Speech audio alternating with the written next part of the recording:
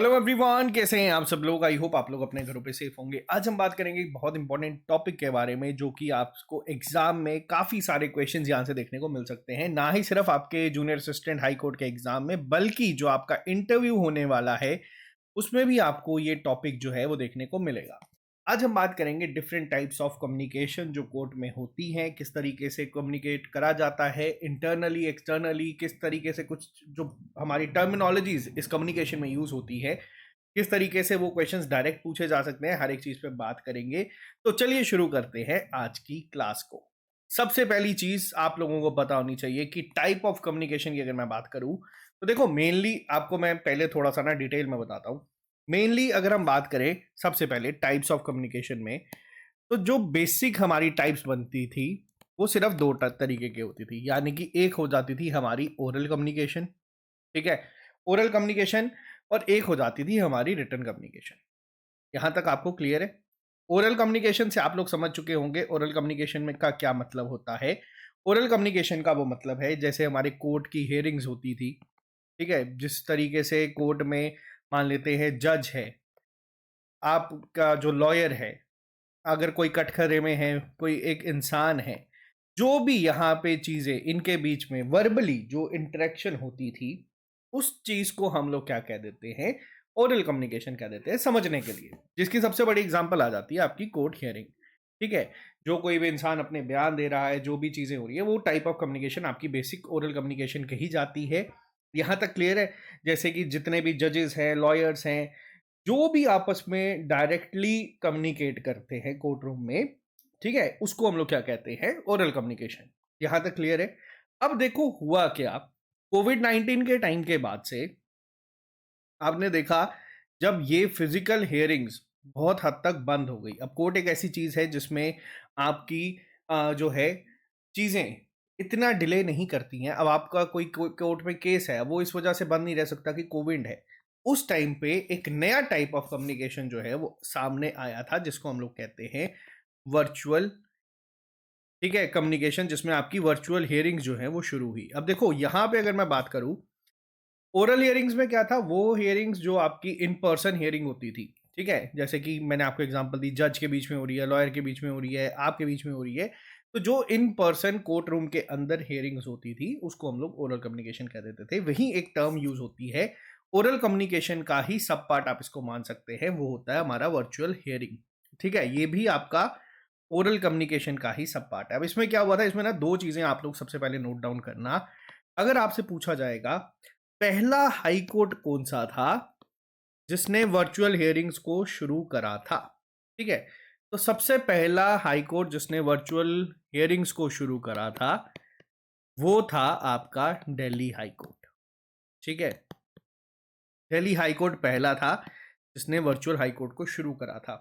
वहीं एक और चीज आज की डेट में आप लोग देखते होंगे कि आप यूट्यूब शॉर्ट्स पे या फिर कई जगहों पे आप लोग देखते हैं कि जजेस जो हैं वो किसी ऑफिसर को फटकार लगा रहे हैं, या जजेस जो है वो अपने डिसीजंस को जो है, आप लोगों छोटी छोटी क्लिप्स जो है, रील्स जो है वो देखते जा रहे हैं। अब वो जो चीज थी, यानी कि पहली बार कौन सा कोर्ट था जिसने कोर्ट की जो प्रोसीडिंग्स है उनकी लाइव स्ट्रीम स्टार्ट करी थी। मतलब जो कोर्ट में हो रहा है वो लाइव जो लोगों को देखने को मिलेगा, वो किसके द्वारा शुरू करा गया था, तो वो करा गया था गुजरात हाई कोर्ट के द्वारा। बहुत इंपॉर्टेंट पॉइंट्स हैं, दोनों पूछे जा सकते हैं, इंटरव्यू में भी पूछे जा सकते हैं और वैसे भी आपको पूछे जा सकते हैं। यहाँ तक क्लियर है कि वर्चुअल हियरिंग्स क्या है या फिर इन पर्सन हियरिंग्स क्या है, ये दोनों आपकी ओरल कम्युनिकेशन का ही एक सब पार्ट होता है। वहीं अब यहाँ पे आप लोग देख रहे हैं रिटन कम्युनिकेशन, जो सबसे इंपॉर्टेंट है आपके इस टाइप में। देखो कोर्ट में जो भी चीज होती है उसके मायने तब बनते हैं जब वो रिटन में होती है। अब रिटन कम्युनिकेशन में बहुत सारी टाइप्स आ जाती हैं, जिसमें आप लोगों को अगर मैं बात करूं, प्लेंट आ जाता है आपका, ठीक है, आपकी जितनी भी रिटन स्टेटमेंट्स हैं, अभी मैं डिटेल में सारा आपको पढ़ाऊंगा ये सब चीज़ें क्या होती है, मैं बस भी आपको समझाने के लिए लिख रहा हूँ। कोई भी अगर हम लोग पिटीशन फाइल करते हैं, ठीक है, ये सब चीज़ें मैंने आपको ऑलरेडी पढ़ाई भी है। कोई भी एफिडेविट अगर हम लोग वहाँ पे सबमिट करवाते हैं, कोई भी अगर हमारा लीगल डॉक्यूमेंट कोर्ट में है, कोई भी जजमेंट है, कोई भी ऑर्डर अगर कोर्ट पास करता है, तो ये सब चीज़ें हमारी कम्युनिकेशन का ही पार्ट है। और ये सब चीज़ें जो हैं हमारी रिटर्न कम्युनिकेशन में कंसीडर होती हैं। यहाँ तक आपको क्लियर है? एक बारी जल्दी से क्विक रिकैप मैं आपको यहाँ पे देता हूँ जो अभी तक हम लोगों ने पढ़ा है। सबसे पहली चीज़ हम लोगों ने क्या पढ़ा टाइप्स ऑफ कम्युनिकेशन के बारे में। एक आपकी आती है ओरल कम्युनिकेशन और एक आपकी आती है रिटर्न कम्युनिकेशन। ओरल कम्युनिकेशन में मैंने क्या आपको बताया, जितनी भी कोर्ट की हियरिंग्स होती है पहले इन पर्सन हियरिंग्स होती थी, यानी कि कोर्ट में आप लोग जाएंगे, आपका जो एडवोकेट है या जो लॉयर है वो कुछ बात करेगा, जज आपको कुछ कहेगा, जितनी भी आप लोग आपस में वार्तालाप करेंगे, जो भी आप लोग बात करेंगे वो सब आपकी ओरल कम्युनिकेशन का पार्ट होती है। फिर कोविड के टाइम पे क्या देखा हम लोगों ने, वर्चुअल हियरिंग शुरू हो गई। जो इन पर्सन हियरिंग्स होती थी अब बीच में एक स्क्रीन आ गई, ठीक है। अब वो स्क्रीन के थ्रू जब हम लोग बात करते हैं वो भी आपकी एक कम्युनिकेशन है जिसको हम लोग वर्चुअल हियरिंग्स कहते हैं। दिल्ली हाई कोर्ट पहला था जिसने की आपकी वर्चुअल हियरिंग्स को शुरू करा था, और गुजरात हाई कोर्ट ऐसा पहला था जिसने इस जो प्रोसीडिंग्स है उसकी लाइव स्ट्रीम को शुरू करा था। फिर हम लोगों ने रिटर्न कम्युनिकेशन के लिए कुछ पॉइंट्स को अभी तक देखा है, यहाँ तक क्लियर है। अब देखो एक नई टाइप में अगर आपको बताऊं, जैसे जैसे टेक्नोलॉजी एडवांसमेंट की तरफ बढ़ती गई, हमारे यहाँ पे क्या हो गया, पहले क्या होता था कोर्ट में जाओ, वहाँ से पूछो क्या चीज़ें हो रही हैं, वहाँ पे लाइन में लगो, जो आपके क्लर्क्स हैं जिसमें हम लोगों ने डिटेल में पढ़ा था, अहमद आ जाता है, आपका आपका रीडर आ जाता है, इन सब से जाके पूछो कि हमारा स्टेटस क्या है, कब हमारा टर्न आएगी। फिर एक सिस्टम और शुरू हुआ, वो आ गया इलेक्ट्रॉनिक मोड में, ठीक है, जिसको हम लोग एक नई टाइप ऑफ कम्युनिकेशन भी कह सकते हैं। इलेक्ट्रॉनिक फिलिंग सिस्टम्स को कह सकते हैं, या फिर ई फिलिंग जो है वो शुरू हो गई, जिसमें आप लोगों को जो है डिजिटल कॉपीज आप लोगों को मिलना शुरू हो गई। जितने भी आपके डिजिटल कॉपीज हैं डॉक्यूमेंट्स की वो आप लोग वहां से ले सकते हैं। आप लोग अपने केस का स्टेटस पता कर सकते हैं। ये सब चीज़ें जो हैं आपको अदर टाइप्स ऑफ कम्युनिकेशन में मैं यहाँ पे एक एक करके डिटेल में हर एक चीज़ को पढ़ाऊंगा, ठीक है। सबसे पहली चीज़ जो आपको याद रखनी है वो आती है नोटिसेस, ठीक है। रिटर्न कम्युनिकेशन की ही सब टाइप्स हैं, कुछ हमारी ओरल कम्युनिकेशन की सब टाइप्स है, बेस्ट 20 जो हमें यहाँ पे डिस्कस करूंगा। अब नोटिस क्या होता है, सबसे पहली चीज अभी हम लोग डिस्कस करेंगे नोटिस और सम्मन को आपस में। ये भी एक आपके टाइप ऑफ कम्युनिकेशन है जिससे कोर्ट कम्युनिकेट करता है। सबसे पहली चीज मैंने क्या लिखी, नोटिस, ठीक है। दूसरा मैंने आपको अभी बताया क्या, सम्मन। अब देखो नोटिस क्या होता है। नोटिस आपका ना एक रिटर्न डॉक्यूमेंट होता है जो इन्फॉर्म करता है किसी भी एक इंसान को कि आपके लिए एक लीगल इशू जो है ये करा गया है, या फिर आपको अगेंस्ट एक एक्शन होगा जो आपके राइट्स हैं उसको अफेक्ट कर सकता है। तो नोटिस क्या हो जाता है, कई बार हम कहते हैं ना कि यार मेरे अगेंस्ट ना कोर्ट का एक नोटिस आया है। इससे क्या होता है, इससे कोर्ट आपसे जो है कम्युनिकेट करता है इस तरीके से कि आपके अगेंस्ट एक रिटन डॉक्यूमेंट जो है, देखो आपको अब कोर्ट का नोटिस जो है वो आपका ओरल कम्युनिकेशन में होगा या रिटर्न कम्युनिकेशन में, तो देखो ये आपका एक रिटर्न कम्युनिकेशन का पार्ट होता है, ठीक है। इसमें क्या होता है, इसमें आपको इन्फॉर्म किया जाता है कि आपके अगेंस्ट कोई एक्शन जो है लिया जा सकता है, या आपको एक लीगल इशू जो है यहाँ पे एक प्रपोज्ड एक्शन जो है आपके अगेंस्ट लिया जा सकता है, दैट में अफेक्ट देयर राइट्स। यानी कि आपके अगेंस्ट कुछ आया है कि आपने किसी के साथ कुछ झगड़ा किया है, एक्स वाई जेड, आप लोग इसको समझ सकते हैं। बेसिक टर्मिनोलॉजी में नोटिस क्या होता है, एक आपको रिटर्न फॉर्मेट में लीगल आपको इन्फॉर्म करा जाता है लीगली कि आपके अगेंस्ट कोई एक्शन लिया जा सकता है या आपके अगेंस्ट ये चीज हुई है। ये आ गया आपका बेसिक नोटिस। अब बात करते हैं सम्मन के ऊपर। सम्मन क्या हो गया, सम्मन और नोटिस में एक छोटा सा फर्क है। ये भी आपका एक लीगल डॉक्यूमेंट होता है, ठीक है। लीगल डॉक्यूमेंट होता है जो क्या करता है, जो अब इस इंसान को, चलो मान लेते हैं इस इंसान को पहले एक नोटिस गया कोर्ट के द्वारा कि आपको ये चीज करने के लिए रोका गया है, मैं आपको वो भी बताऊंगा कि इसको क्या कहा जाता है। बट उसके बाद भी मान लेते हैं कि कोर्ट ने इशू करा, कोई नोटिस करा, उसके बाद कोर्ट ने क्या जारी कर दिया, कोर्ट ने जारी कर दिया सम्मन। दोनों में फर्क है। अब सम्मन के अकॉर्डिंग क्या हुआ, ये एक लीगल डॉक्यूमेंट है, वापस से रिटर्न फॉर्मेट में आएगा, जो इन्फॉर्म करेगा इस इंसान को कि भैया अब आपको कोर्ट में जाना पड़ेगा और आपको कोर्ट में अपीयर करना है। अब आपको कोर्ट में आना पड़ेगा, जब आपके नाम पे सम्मन इशू होता है तब आपको कोर्ट में जाना पड़ता है। ये आपका एक और टाइप ऑफ कम्युनिकेशन आ जाती है। एक तो आ गई आपकी बेसिक जिसमें कोर्ट नोटिस आ जाता है, दूसरा हम लोगों ने डिस्कस करा सम्मन, जिसमें आपको इन पर्सन जाके कोर्ट में अपीयर करना पड़ता है। दोनों में चीजें क्लियर हैं। मैंने यहाँ पे डेफिनेशन लिख दी है। अब बात करते हैं कुछ और पॉइंट्स के बारे में। सबसे पहले आता है इंटरनल कम्युनिकेशन सिस्टम। देखो, अब अगर मैं बात करूं कि कोई अगर यहाँ पे बात की जाए, मैंने आपको पूरा डिटेल में बताया था कि जैसे अहलमद है, हम लोग वर्ड यूज करते हैं अहलमद क्लर्क के लिए। अब उसका काम क्या होता है कि पूरा रिपोर्ट्स रिकॉर्ड सब कुछ जो है सब कुछ मेंटेन करना है। ठीक है।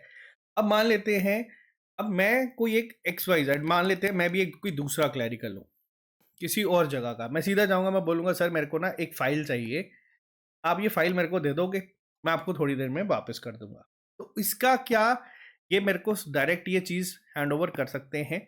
तो देखो नहीं, इसके लिए क्या बनाया जाता है, इस सब चीज़ों के लिए बनाया जाता है इंटरनल कम्युनिकेशन सिस्टम। ठीक है। अब इंटरनल कम्युनिकेशन सिस्टम का क्या मतलब हुआ, ये भी आपके कम्युनिकेशन सिस्टम होता है जिसमें बहुत सारे मेथड्स होते हैं, अलग अलग चैनल्स होते हैं, ताकि जो इंफॉर्मेशन है या अपडेट्स है वो एम्प्लॉयज के बीच में शेयर किए जा सकते हैं। तो अगर वो इस दायरे में आता है तो वो आप लोगों को शेयर कर देंगे। ऐसा ही नहीं है कि कोई भी जाके रैंडमली बोलेगा तो उसको वो फाइल या वो रिपोर्ट जो भी एविडेंस जो है वो हैंड ओवर कर दिए जाएंगे। ये डिपेंड करता है इंटरनल कम्युनिकेशन सिस्टम पे कि एक कोर्ट के अंदर या किसी भी एक लॉ फर्म के अंदर इस तरीके से जो इंफॉर्मेशन है या अपडेट्स है अमंग एम्प्लॉयज। देखो अब क्या है, मान लेते हैं एक और एग्जांपल से समझाता हूँ सिंपल। हमारा इंस्टीट्यूट है ट्रिपल एस। ठीक है। अब हम लोग क्या करते हैं, आपको सिंपल लैंग्वेज में समझाता हूँ। अब मान लेते हैं कि हमारी एक अलग टीम है जो टेस्ट बनाती है, एक अलग टीम है जो कोर्स में कंटेंट बनाती है, एक अलग टीम है जो टेक्निकल टीम का पूरा अपडेट है, एक अलग टीम है जो पूरा आपका जितना भी फाइनेंशियल जो है वो सब मेंटेन करती है। फाइनेंस टीम अलग है, सारी टीम्स अलग है। अब मान लेते हैं कोई एक टेस्ट टीम से इंसान उठ के फाइनेंशियल टीम को जाके बोले कि भाई मुझे बता दो आज टोटल हम लोगों ने कितने रुपए की सेल करी। तो क्या ये होगा? नहीं होगा। हमारे इंटरनल एक क्या होता है, कम्युनिकेशन सिस्टम होता है जिसमें हर एक का एक दायरा है। अगर हमें किसी से कम्युनिकेट करना है तो हम लोग पहले जाके उस रेलेवेंट पर्पस को बताएंगे कि किस पर्पस के लिए चाहिए आपको, आप उसके लिए ज़रूरी भी है या नहीं है वो चीज़ को जानना। अब ऐसा नहीं है कि कोई एविडेंस अपने सबमिट करा और कोई दूसरा जाके इंसान बोले कि मुझे बता दो कि कौन कौन से एविडेंस उसने सबमिट करे ताकि मैं जाके दूसरी पार्टी को बता दूं। तो ये सब काम होता है किस पर्पस से, एक इंटरनल कम्युनिकेशन सिस्टम होता है। अब जो स्टूडेंट हमारे साथ जुड़ा है, ठीक है, कोई एक थर्ड पर्सन कोई स्टूडेंट हमारे साथ जुड़ा है, वही अगर मैं बात करूं कोर्ट में कोई एक इंसान है नॉर्मल मेरे आपके जैसा, हमारे लिए ये सिस्टम नहीं होता है। ठीक है। ये सिस्टम किसके लिए? जो अपने अंदर के एम्प्लॉयज हैं उनके लिए बनाया जाता है, जिसको हम लोग कहते हैं इंटरनल कम्युनिकेशन सिस्टम, जिसके में बहुत सारे मेथड्स चैनल्स होते हैं अलग अलग तरीके से जिससे हम लोग इंफॉर्मेशन शेयर कर सकते हैं। हर एक कोर्ट के पास उनके अपने इंटरनल कम्युनिकेशन सिस्टम्स होते हैं और ये भी आपके एक टाइप ऑफ कम्युनिकेशन में कंसीडर किए जाते हैं। क्लियर है यहाँ तक? अब एक और पे आते हैं। अब अभी तक बात कर रहे थे हम लोग इंटरनल कम्युनिकेशन सिस्टम के बारे में। ठीक है। अब अगर मैं आपसे बात करूं, फिर आप बोलोगे सर कोई पब्लिक कम्युनिकेशंस भी होती होंगी। बिल्कुल होती हैं। ठीक है, मैं आपको सिंपल लैंग्वेज में सब चीज़ें समझा रहा हूँ ताकि आपको एमसीक्यू जब आए तो आप लोग आंसर कर सकें। देखो अब पब्लिक कम्युनिकेशन के लिए क्या होता है। अब देखो पब्लिक कम्युनिकेशंस के लिए अगर मैं एग्जांपल दूं हाई कोर्ट की ही, तो अब हाई कोर्ट ने मान लेते हैं उनको जूनियर असिस्टेंट्स की रिक्वायरमेंट थी। ठीक है। उन्होंने क्या किया, उन्होंने एक नोटिफिकेशन आउट कर दी कि भैया हम लोग जो है जूनियर असिस्टेंट अपॉइंट करेंगे। अब ये चीज, ठीक है, पब्लिक तक कैसे पहुंची? तो वो उनके पब्लिक कम्युनिकेशन के थ्रू पहुंची, जिसमें उनकी वेबसाइट पे, जैसे हम लोग बात कर लेते हैं, अब हमें बोला गया था कि मार्च में पेपर होगा, हमें कैसे पता चला? इनकी वेबसाइट से। जब कोई हाई कोर्ट या कोर्ट पब्लिक से अगर कम्युनिकेट करना चाहता है तो उनके पास उनकी वेबसाइट्स हैं। हो सकता है वो प्रेस रिलीज कर दे कि भैया हमें इतने लोगों की रिक्वायरमेंट है। तो ये जो कम्युनिकेशन है, देखो एक आ गई इंटरनल कम्युनिकेशन। अब जैसे हमारी टीम आपस में कम्युनिकेट करेगी कि कल कौन सा टेस्ट होगा, परसों कौन सा टेस्ट होगा, फिर उसका एक पूरा शेड्यूल बनता है, फिर आप लोगों को तक जाता है।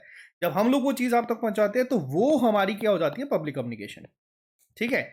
वो पब्लिक कम्युनिकेशन होगी। लेकिन एक हमारी इंटरनल कम्युनिकेशन होती है जो हमारी टीम आपस में बात करती है। सेम सिमिलर पैटर्न पे कोर्ट में भी एक इंटरनल कम्युनिकेशन सिस्टम होता है जो उसके एम्प्लॉयज के लिए होता है। और वही पब्लिक कम्युनिकेशन अगर कोर्ट को करना है तो उसके लिए उसकी वेबसाइट्स का यूज किया जा सकता है, प्रेस रिलीज वो निकाल सकता है, या फिर सोशल मीडियाज पे, जो भी अलग अलग पोर्टल्स, जो भी जिस तरीके से है उस पे ये कर सकता है। क्लियर है यहाँ पे? अगर कोर्ट को पब्लिकली कुछ कम्युनिकेट करना है, ठीक है, जैसे इंटरनल ये कोर्ट का जैसे था, हाई कोर्ट ने वैकेंसीज आउट करी थी जूनियर असिस्टेंट की, आप लोगों को हमारे तक ये चीज कम्युनिकेट कैसे हुई? ये हुई उनके पब्लिक कम्युनिकेशन की वजह से, जिसमें उनकी वेबसाइट्स आ जाती हैं, सोशल प्रेस रिलीजेस आ जाते हैं। अब कोर्ट वेबसाइट सिर्फ एडवर्टीजमेंट अपडेट के काम नहीं आती है। अगर मैं कोर्ट वेबसाइट की बात करूं तो जो भी वहां पे चीजें होती हैं, जैसे आपके जितने भी मैंने आपको स्टार्टिंग में बताया ना, नोटिसेस जो आते हैं, आपके जो ई फिलिंग्स होती हैं, इसके अलावा अगर मैं बात करूं एप्लीकेशन, ई फिलिंग एप्लीकेशंस आ जाती हैं, या फिर आपका जितना भी केस स्टेटस क्या चल रहा है आज की डेट में, कौन सा स्टेटस अभी आप लोगों का चल रहा है, कौन से केस की हियरिंग होने वाली है, कौन सी कॉज लिस्ट है, ऑर्डर कौन कौन से हैं, ठीक है, रिक्रूटमेंट के अपडेट कौन कौन से हैं, तो ये सारी जो पब्लिकली यहाँ पे अगर कोई भी कम्युनिकेट करना चाहता है, अगर हाई कोर्ट चाहता है कि पब्लिक के साथ कम्युनिकेशन करना है, तो वो यहाँ पे इस चीज़ को कर सकती है, ठीक है।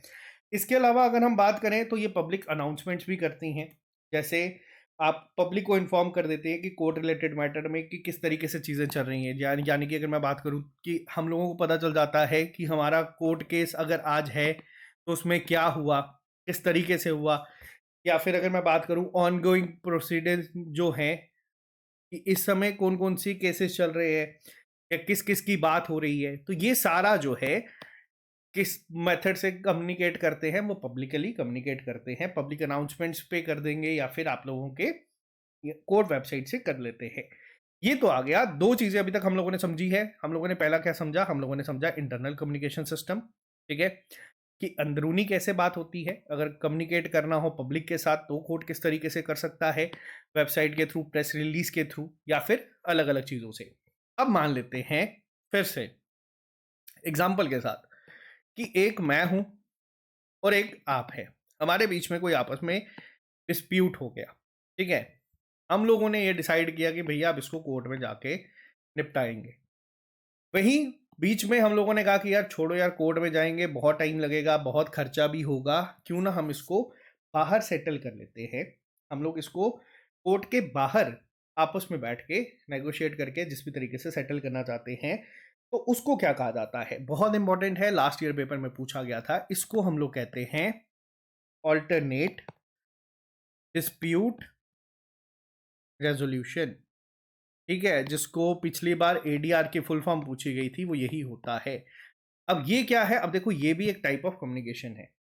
हम लोगों ने कोर्ट के अंदर जाके ना ये चीज करते हुए हमने कहा कि हम कोर्ट के बाहर एक सेटलमेंट कर देते हैं। अब देखो यहाँ पे सवाल क्या बनता है, अब ये जो हम लोगों ने ऑल्टरनेट डिस्प्यूट रेजोल्यूशन को चुना, इसमें जो हम लोगों ने कम्युनिकेशन यूज करी ताकि जो डिस्प्यूट है वो कोर्ट में जाने के पहले ही खत्म हो जाए, तो उसको क्या कहते हैं? अब जो हम लोगों ने यहाँ पे किस टाइप ऑफ कम्युनिकेशन को यूज करा? हम लोगों ने यूज करा नेगोशिएशन को, ठीक है। अब क्या था, मान लेते हैं दोनों की कोई प्रॉपर्टी थी, 10 लाख, मान लेते 10 मरला कोई जगह थी, ठीक है। अब दोनों का ये था कि भाई मैंने इस पे ज़्यादा पैसे खर्चे, इसका था कि मैंने इस पे कम पैसे खर्चे, लेकिन मैंने इसका पूरा ध्यान रखा है। कोर्ट में जाएंगे, पूरा रेस करेंगे, फिर पूरा ये सिलसिला चलेगा, आउट ऑफ कोर्ट सेटलमेंट करते हैं, जिसको हम लोग कहते हैं ऑल्टरनेट डिस्प्यूट रेजोल्यूशन। अब इन दोनों ने आपस में क्या किया? इन्होंने आपस में, सबसे इंपॉर्टेंट वर्ड है, ध्यान रखना, इन्होंने क्या किया, कौन से टाइप ऑफ कम्युनिकेशन का यूज करा? नेगोशिएशन का यूज करा, कि ठीक है भाई एक काम करते हैं, मैंने पैसा ज्यादा खर्चा है, मैं 4 रख लेता हूं, तू 6 रख ले। इस तरीके से इन्होंने आपस में चीजों को कोर्ट के बाहर सेटल कर दिया, और इसको हम क्या कहते हैं? ऑल्टरनेट डिस्प्यूट रेजोल्यूशन, जिसको एडीआर भी कहा जाता है। और जो यहाँ पे स्किल यूज की जाती है उसको, या जो कम्युनिकेशन यूज की जाती है उसको हम कहते हैं नेगोशिएशन। क्लियर है यहाँ तक? यहाँ तक आप लोगों को ये चीज क्लियर है तो बहुत अच्छी बात है। अगर आपको ये चीज क्लियर नहीं है तो कोई बात नहीं, मैं आगे अभी आपको और एग्जांपल्स दूंगा, आपको वो चीज भी यहाँ पे क्लियर हो जाएगी। यहाँ तक सब क्लियर है तो चलते हैं नेक्स्ट टर्म के ऊपर। पहले मैं आपको एक बार क्विक रिकैप यहाँ पे दे देता हूँ स्टेटमेंट्स के साथ। हम लोगों ने कुछ अदर टाइप्स ऑफ कम्युनिकेशन को देखा, जिसमें हम लोगों ने क्या डिस्कस करा? नोटिस करे, सम्मन्स करे। इंटरनल कम्युनिकेशन सिस्टम देखा कि जिसमें अमंग इट्स एम्प्लॉयज किस तरीके से होता है, उसको समझने की कोशिश करी। पब्लिकली किस तरीके से कम्युनिकेट करा जाता है, press release, website, social media की हेल्प से। कोर्ट वेबसाइट्स में कैसे होता है, नोटिसेस, ई filling, case status, case orders, बहुत सारी चीज़ें जो है वेबसाइट्स पे हमें जो अवेलेबल है। आप लोगों को एक अगर आइडिया लेना है, आप एक काम करना, हाई कोर्ट JNK की वेबसाइट को ओपन कर देना। इस साइट में ना आपको बहुत सारी चीज़ें मिलेंगी, रोस्टर्स मिलेंगे, किस किस की अपॉइंटमेंट है, क्या क्या है, किस तरीके से कौन से जजेस क्या है, सब कुछ आपको यहाँ पे मिल जाएगा। तो ये कोर्ट वेबसाइट क्यों बनाई गई है? पब्लिक कम्युनिकेशन के लिए, ठीक है। इसके बाद हम लोगों ने पढ़ा पब्लिक अनाउंसमेंट्स को, कि किस तरीके से पब्लिक को इन्फॉर्म करते हैं कोर्ट रिलेटेड मैटर के लिए। ज़रूरी नहीं है कोर्ट रिलेटेड मैटर के लिए ही, अगर कोई जॉब रिक्रूटमेंट है या जब सब चीज़ें हैं उस सब के लिए भी पब्लिक अनाउंसमेंट या उसके साथ कम्युनिकेट करा जाता है। फिर हम लोगों ने पढ़ा ऑल्टरनेट डिस्प्यूट रेजोल्यूशन, जिसमें हम लोग रिजॉल्व कर सकते हैं डिस्प्यूट्स को आउटसाइड द कोर्ट, और जो टाइप ऑफ कम्युनिकेशन यूज की जाती है डिस्प्यूट्स को कोर्ट में जाने से पहले ही सॉल्व करने के लिए, उसे हम लोग कहते हैं क्या? नेगोशिएशन। ठीक है, यहां तक क्लियर है। अब बात करते हैं हम कुछ और टर्म्स के बारे में। देखो मैं आपको ना दो चीजें बताऊंगा, ध्यान से सुनना। अब मान लेते हैं फिर से कोई एक चीज थी, कोई एक इंसान है ए और कोई एक इंसान है बी, ठीक है। अब यहाँ पे टर्म बहुत इंपॉर्टेंट है, रिसेंटली पूछी गई थी। अब इन दोनों का क्या है? इन दोनों का एक किसी लैंड को लेके कुछ एक विवाद चल रहा है, ठीक है, जिसको लेके पहले इन्होंने क्या सोचा कि हम लोग ना ऑल्टरनेट डिस्प्यूट रेजोल्यूशन की हेल्प से बाहर ही नेगोशिएट करते हैं, लेकिन वो फेल हो गया। तो ये लोगों ने क्या किया? कोर्ट में चले गए। अब ये लैंड का डिस्प्यूट था जिसको लेके कोर्ट में गए, ठीक है। अब हुआ क्या, कोर्ट ने इस पे बोल दिया कि कोई भी इंसान कंस्ट्रक्शन नहीं करेगा जब तक केस चलेगा, ठीक है।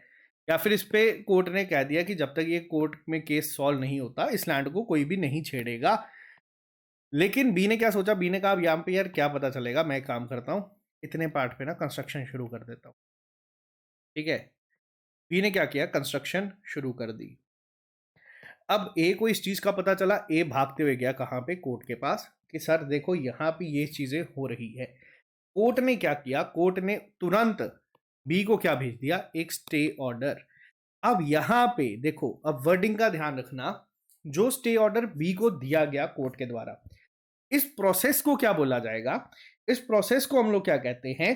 इस प्रोसेस को हम लोग कहते हैं इंजंक्शन, ठीक है। अब ये इंजंक्शन जो टर्म है, ये टर्म क्या होती है? ये टर्म आ जाती है, ये किसी एक पार्टी को रोक देती है यहां पे कुछ करने या ना करने के लिए, ठीक है। अलग अलग टाइप के इंजंक्शन आ जाते हैं, आपके एग्जाम पॉइंट ऑफ व्यू से सारे पढ़ना जरूरी नहीं है, मैं आपको बता देता हूँ। कुछ टेम्पररी होते हैं, ठीक है, टेम्पररी इंजंक्शन होते हैं, जिसको इंटरिम रिलीफ आप लोगों ने सुना होगा ना, JNK से हो तो आप लोगों ने इसको पक्का सुना होगा। हर एक रिक्रूटमेंट के लिए जब बच्चा चले जाता है कि पेपर ना हो, स्टे ऑर्डर ले आए हम लोग, तो वो क्या होती है? वो टेम्पररी इंजंक्शन होती है, ठीक है। टेम्पररी इंजंक्शन को ही इंटरिम ऑर्डर भी कहते हैं, कि टेम्पररली उस पर रोक लगा दी गई है जब तक कोई निष्कर्ष नहीं आता है, ठीक है। उसके अलावा परमानेंट होता है, प्रिवेंटिव होता है, मैंडेटरी होता है, अलग अलग टाइप के होते हैं, ठीक है। जैसे कि मान लेते हैं, अब यहाँ पे सबसे इंपॉर्टेंट चीज, दो चीजें मैंने अभी आपको एग्जांपल में ना, इस एग्जांपल में दो तीन चीजें समझाइए। पहला, ADR मैंने आपको बताया कि इन्होंने कहा कि कोर्ट के बाहर ना हम लोग क्या करते हैं?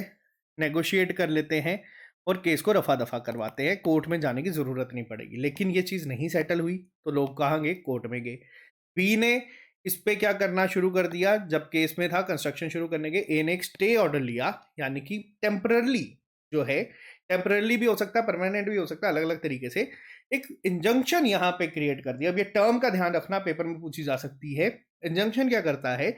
ये एक पार्टी को क्या कर देता है? इन अ सिविल लॉ सूट रोक देता है या फिर बोल देता है कि ये चीज आप कर सकते हैं, नहीं कर सकते हैं। अब होता क्या, मैं आपको एक और चीज बताता हूं। अब देखो यहां तक इंजंक्शन आप लोगों को समझ आया ना? क्या हुआ? इंजंक्शन आया इस प्रोसेस को। अब जो एप्लीकेशन कोर्ट यहां पे देगा, यानी कि जो भी कम्युनिकेशन यहां पे यूज होती है, उसको क्या कहा जाता है? इसको कहा जाता है इंटरलोकेटरी एप्लीकेशन। अब ये इंटरलोकेटरी एप्लीकेशन क्या होती है?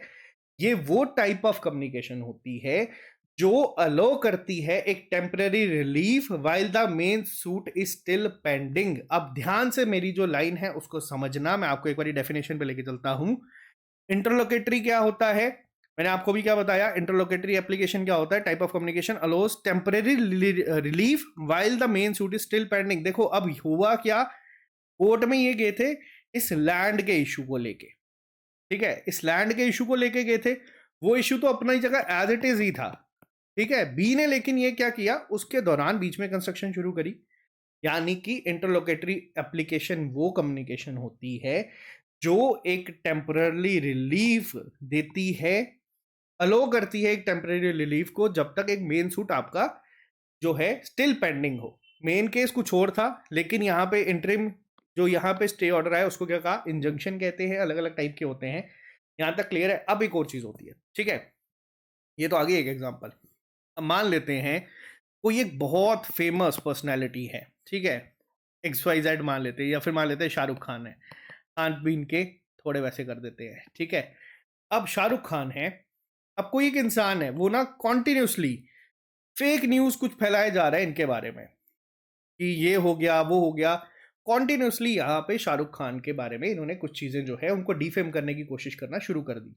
अब यहाँ पे क्या होगा, शाहरुख खान कहेंगे कोर्ट के पास कि देखो सर, ये इंसान कॉन्टिन्यूसली ये चीजें ऐसी कर रहा है जिससे कि हमें कुछ लॉस हो रहा है, ठीक है। अब यहाँ पे कोर्ट क्या करेगा, कोर्ट यहाँ पे इंटरलोकेटरी एप्लीकेशन जो है इनके लिए कर देगा। और ये क्या करेगा, मैंने आपको जो वर्डिंग यूज की थी, यहाँ पे इंजंक्शन में क्या हुआ है, इंजंक्शन होगा कि that requires a party in a civil law suit to do और नॉट डू समथिंग। यानी कि अब कोर्ट इनको यहाँ पे बोलेगा कि भैया इसको मत करो, अगर आप उसके बाद भी करते हो तो आप पे एक्शन लिया जाएगा, ठीक है। जो आप लोग डिफेमेशन केसेस देखते हैं ना, वो सब इसी के ही जो है टाइप्स आ जाते हैं, जिसमें मॉनेटरी डैमेज जो है वो इनफ नहीं होता कंपनसेट करने के लिए प्लेंटिफ। अब मान लो एक इंसान है, आप ही हो, आप शाहरुख खान को तंग कर रहे हो या उनके बारे में इस तरीके से फेक वो कर रहे हो जिसकी वजह से उनका एक बहुत बड़ा कॉन्ट्रैक्ट था। अब उनकी एक एड है 100 करोड़ रुपए की, ठीक है, वो उस वजह से चली गई। अब यहाँ पे कोर्ट में वो जाएंगे कि सर मेरे को इतना नुकसान हुआ है, क्या आप वो पे कर पाओगे, हमारा पूरा, हम सारे मिलके भी वो पूरा नहीं कर पाएंगे। यानी कि यहाँ पे मॉनेटरी डैमेजेस जो है वो सफिशिएंट ही नहीं है कंपनसेट करने के लिए प्लेंटिफ को इंजंक्शन के केसेस में। तो यहाँ पे कोर्ट क्या करेगा, कोर्ट इनको ऑर्डर देगा कि आप लोग जाए, यानी कि ये जो टर्म है अब आपको क्लियर हुआ, एक स्टे ऑर्डर दे देता है, या फिर आप लोग इसको अलग अलग तरीके से वर्ड्स जो है वो यूज कर सकते हैं। अब जो चीजें पड़ी हैं उसको एक बार मैं यहाँ पे रिवाइज करवा देता हूँ ताकि ये क्लियर होती रहे। इंजंक्शन क्या होता है, that requires a party in a civil law suit to do और नॉट डू समथिंग, ठीक है, कि आप ये करें या ना करें, अलग अलग केसेस पे डिपेंड करता है। और वो जो कम्युनिकेशन अलो करती है, वो टेम्पररी रिलीफ जो दिया जाता है, उसको हम क्या कहते हैं, इंटरलोकेटरी एप्लीकेशन। क्लियर है। अब मैं स्टे ऑर्डर की भी बात करी थी, एक सेकेंड, हाँ, स्टे ऑर्डर क्या होता है, स्टे ऑर्डर को भी आप लोग थोड़ा सा देख लीजिएगा। अब देखो स्टे ऑर्डर क्या होता है, ये इशूड डायरेक्टिव होता है that temporarily halts legal proceeding और the execution of a judgement.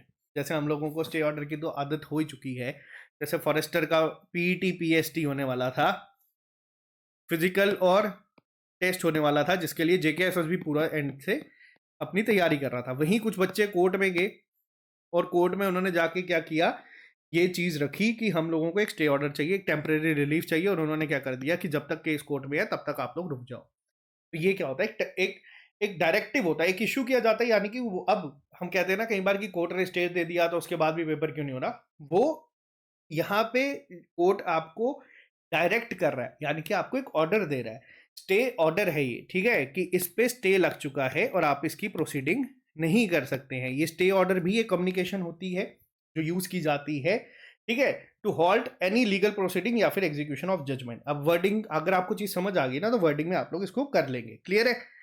अब एक और टर्म पे आते हैं हम लोग, नेक्स्ट पे आते हैं। अब जैसे कि मैं आपको एक और चीज समझा रहा था, चलो आ जाओ पहले इस पे आते हैं।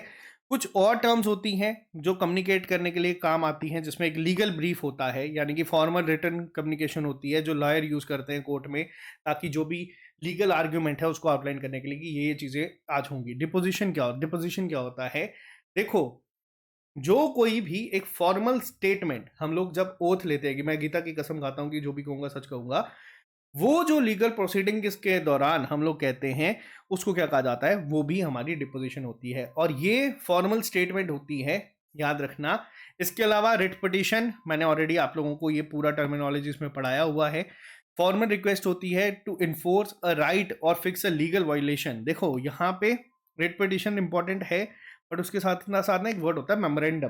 अब मैं आपको एक और एग्जांपल देता हूँ मेमोरेंडम को समझाने के लिए, ठीक है।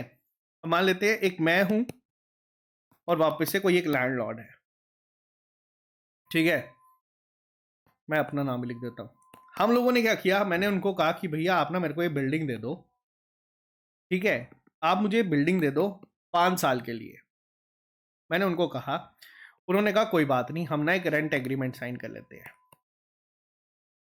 ठीक है। अब वर्ड का ध्यान देना, एग्रीमेंट। और फिर मैं क्या किया, फिर मैं आया वापस से, मैंने उनको बोला कि एक और आपकी बिल्डिंग है, ठीक है। हम ना यहाँ पे क्या करते हैं, मिलके काम कर लेते हैं कि हमारा इंटरेस्ट सेम है, सब कुछ सेम है। हम ना एक एमओयू साइन कर लेते हैं। एमओयू क्या होता है, मेमोरेंडम ऑफ अंडरस्टैंडिंग, ठीक है। इसमें भी मैंने कहा एक एमओयू साइन कर लेते हैं 5 साल के लिए कि ये बिल्डिंग आप लोग मुझे दोगे, मैं इस पे काम करूंगा, जो प्रॉफिट होगा हम आपस में बांटेंगे, जो भी सब चीजें वो लीगली हम लोगों ने डिस्कस करी। अब मान लो यहां पे इनको पता चलता है कि मैं कुछ गड़बड़ कर रहा हूं, ठीक है। इनको क्या हुआ, इनको कुछ शक गया कि यार यहाँ पे चीजें जो है सही नहीं चल रही है, तो मेरे को ये चीजें खत्म करनी है। अब मुझे पहली चीज बताओ, क्या हम लोग रेंट एग्रीमेंट जो 5 साल का था, 1 साल के बाद इनको रियलाइज हुआ, क्या रेंट एग्रीमेंट खत्म कर सकते हैं, लैंडलॉर्ड इसको खत्म कर सकता है? तो आंसर होगा नहीं, ठीक है। अब देखो 5 साल के लिए एक रेंट एग्रीमेंट जब साइन होता है, एग्रीमेंट ऐसा है जिसको आप लोग ब्रीच नहीं कर सकते हैं कि कल को मान लो मैंने बिल्डिंग ली, गलत काम छोड़ो, मान लो मैंने एक बिजनेस शुरू करा और वो बहुत एक्सपोनेंशियली जो है ग्रोथ करने लग पड़ा, इनकी नीयत खराब हुई, इन्होंने बोला नहीं यार इसको मैं ओवरटेक करके ना खुद चलाता हूँ और खुद सारा प्रॉफिट लेता हूँ, तो उस केस में वो एग्रीमेंट जो है ये ब्रेक नहीं कर सकते हैं, ठीक है। बट अब यहाँ पे बात आती है एमओयू की। एमओयू क्या होता है, ये होता है मेमोरेंडम ऑफ अंडरस्टैंडिंग, ये दो पार्टीज के बीच में साइन होता है, अलग अलग टर्म से होता है कि इसमें हम लोगों ने देखा कि यार हम लोगों ने चीजें शुरू करी, इसको क्या 5 साल से पहले ब्रेक किया जा सकता है? ये बिल्कुल किया जा सकता है। आप कई बार सुनते भी है न्यूज में कि इंडिया ने एक एमओयू साइन करा किसी कंट्री के साथ, चाइना के साथ, कि हम लोग ना स्पेस टेक में काम करेंगे, तो इसी दौरान बीच में कुछ इशू हो गया तो ये एमओयू कैंसिल हो सकता है। तो ये सब टर्म्स यूज होती हैं। एमओयू बहुत अलग अलग तरीके के आते हैं, जैसे memorandum of agreement, memorandum of law, memorandum of understanding और मेमोरेंडम ऑफ एसोसिएशन। यानी कि अगर मान लेते हैं, और ये एमओए, जैसे हम लोग कोई भी कंपनी अगर चलाना चाहते हैं तो हमें एक एमओए चाहिए कि कल को अगर कोई विवाद होता है कंपनी के बीच में, ठीक है, कल को मान लेते हैं जो डायरेक्टर्स हैं उनके बीच में कोई इशू हो जाता है, तो उस केस में क्या चीज़ है जो लीगली हेल्प करती है, वो होते हैं मेमोरेंडम ऑफ एसोसिएशन, कि भैया इसके पास इतना शेयर था, इसके पास इतना शेयर था, इसके पास इतना शेयर था, और अगर ये स्प्लिट भी होती है तो या तो ये इनको पे करके कंपनी खरीद ले, या जो भी चीज़ें हैं, समझने के लिए ये भी एक अपने आप में एक टर्म, एक लीगल जो है कम्युनिकेशन का जरिया होता है, जिसमें मैंने आपको बताया ना, ब्रीच नहीं कर सकते, एग्रीमेंट नहीं तोड़ सकते हम लोग, बट हाँ मेमोरेंडम को हम लोग यहाँ पे चेंज कर सकते हैं या फिर ब्रेक कर सकते हैं। क्लियर है? इसके बाद आ जाता है आपका एक एफिडेविट, जो कि मोस्ट कॉमनली यूज है, और आप लोगों को शायद इससे ज़्यादा डीलिंग भी करनी पड़े तो आपको ये पेपर में देखने को मिलता है। किसकी टाइप है ये? रिटर्न कम्युनिकेशन की है। रिटर्न स्टेटमेंट होती है जो साइंड होती है under oath verifying that the information provided is true. फिर एग्जाम्पल देता हूँ, रियल टाइम एग्जाम्पल दूंगा, आपको याद हो जाएगी। एक क्लास 4 की रिक्रूटमेंट हुई थी थोड़े टाइम पहले, ठीक है, जिसमें कहा गया था कि भैया जितने भी ग्रेजुएट्स हैं वो इसके लिए एलिजिबल नहीं हैं। बहुत सारे बच्चों ने अप्लाई कर दिया था क्योंकि वैकेंसीज बहुत ज़्यादा थी। अब उस केस में क्या हुआ था, अब जेकेएसएसबी एक एक को तो ढूंढ नहीं सकती थी कि भैया कितने लोग हैं जिन्होंने वाकई में अप्लाई करा और वो वाकई में ही ग्रेजुएट हैं। तो इन्होंने क्या कर दिया, इन्होंने कहा कोई बात नहीं, हम लोग क्या कहेंगे, जितना भी बच्चा सिलेक्टेड है आप लोग ना एफिडेविट दे दो, एफिडेविट में लिख दो कि हम लोग ग्रेजुएट नहीं हैं, ठीक है। अब ये जेकेएसएसबी ने क्यों करा, और ये एफिडेविट का क्या रोल है इस कम्युनिकेशन के दौरान? देखो एफिडेविट क्या होता है, ये रिटर्न स्टेटमेंट होती है जिसको जब आप अंडर साइन करते हैं, एक आप ओथ ले रहे हैं, यानी कि आप एक वेरीफाई कर रहे हैं कि जितनी भी चीज़ें इसमें दी गई हैं वो एकदम सच है। अगर कल को इसमें कोई भी चीज़ गलत निकलती है, अब मान लेते हैं बच्चों ने क्या किया, ग्रेजुएट थे, अप्लाई कर दिया, सिलेक्शन ले ली, एफिडेविट भी दे दिया, और बाई चांस जेकेएसएसबी को पता चल गया कि नहीं यार ये तो ग्रेजुएट है, और हमें इन्होंने क्या किया हुआ है, एक एफिडेविट दिया हुआ है जिसमें इन्होंने अंडर साइन किए हुए हैं कि भैया हर एक चीज़ जो दी गई है वो सच है। इस केस में जेके एसएसबी क्या कर सकता है? इस केस में जेके एसएसबी आपको डीबार कर सकता है, आप पे लीगल एक्शन ले सकता है कि आपने उनको धोखा दिया है, आपको इस चीज़ के लिए जेल भी हो सकती है, आपकी जॉब भी जा सकती है और बहुत सारे एक्शन जो कोर्ट डिसाइड करेगा वो सब यहाँ पे हो सकता है, सिर्फ एक इस एफिडेविट की वजह से। तभी बहुत सारी जगहों पे कई बच्चे हमारे पास आते हैं, कहते हैं सर हम लोगों का ना डेट ऑफ बर्थ गलत हो गया फॉर्म फाइल करते हुए। ठीक है, ये बहुत सारे बच्चों की कॉमन एक हमारे पास रिक्वेस्ट भी आती है कि सर इसको क्या करें। तो मैं आपको कई बार क्या कहता हूँ, मैं कहता हूँ यार आपको कुछ नहीं करना, जब आपकी डीवी होगी आपने एक एफिडेविट ले जाना, जो आप लोग वहां डीवी के दौरान वहां पे डॉक्यूमेंट वेरिफिकेशन के दौरान दे देना, यानी कि उसमें आप ये कंफर्म करते हो कि जो कोई भी डिटेल्स इसमें दी गई हैं वो एकदम सही है। अगर कल को ये गलत निकलती है तो आप सबके ऊपर भी ये सब चीजें जो हैं वो हो सकती है।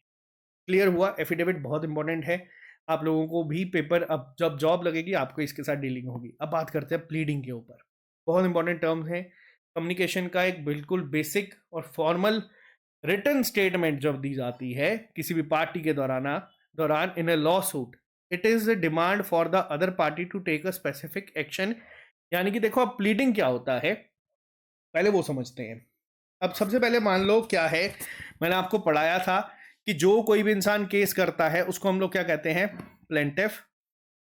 याद है ना? भूल तो नहीं, के पेपर आ रहा है, भूलना भी मत। या फिर इसे ही हम लोग क्या कह देते हैं? प्लीडर कहते हैं। ठीक है, अब ये कोर्ट में जाएगा, ये जो भी इसकी ग्रीवियंसेस हैं ये वो सब देगा इस फॉर्म में, रिटन फॉर्म में।